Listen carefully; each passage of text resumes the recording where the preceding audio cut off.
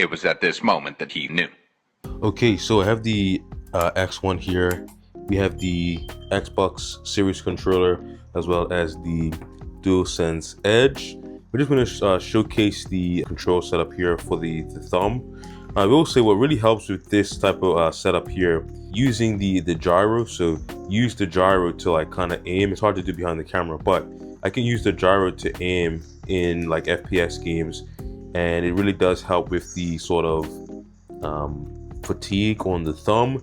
But this is like how far you have to put your thumb down on the X1, and then on the Xbox controller you can see it's much less. So this is the entire range of motion here on the Xbox Series controller, and then on the DualSense Edge, pretty similar range of motion here on the thumb here.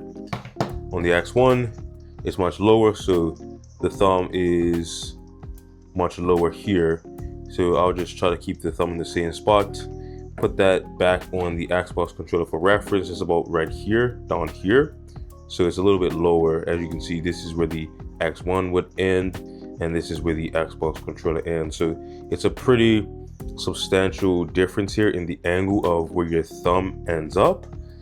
But I will say, if you use the middle of your thumb, like some people have been using like the middle of their thumb instead of the tip of it, you can sort of mitigate some of that fatigue.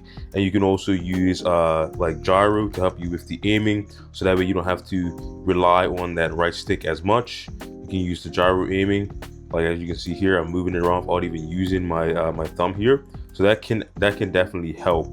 It's hard to play behind the camera, but using the gyro can definitely help mitigate some of that fatigue with the thumb. Or you can just have your middle of your thumb doing the controlling, but that's not really comfortable because usually you don't really control a controller like this. You really have it on your thumb, so it just takes a little bit of adjustments.